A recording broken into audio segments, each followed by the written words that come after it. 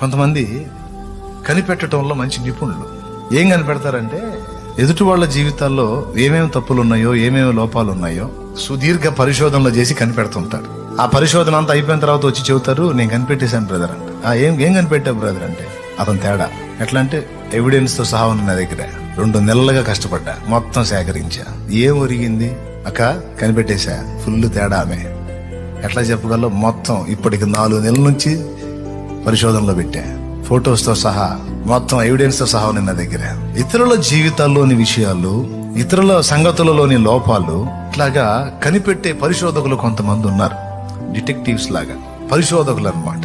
వాక్యం ఏం చెబుతుందంటే, అవి కనిపెడదు కానీ తర్వాత ముందు నువ్వు కనిపెట్టాల్సింది కొన్ని ఉన్నాయి నాన్న, వాటి సంగతి చూడన్నాడు.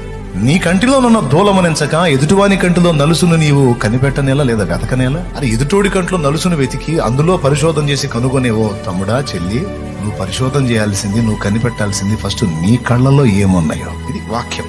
మనుషుల్లో తమ స్థితిని తాము ఎరగరు. తాము ఏ లోపం కలిగి ఉన్నారో, ఎలాంటి క్రియల్లో ఉన్నారో తమను తాము కనిపెట్టుకోరు. ఎదుటి వాళ్ళలో కనిపెట్టడానికి ట్రై చేస్తారు. మన నడతలను, మన ప్రవర్తనను మనం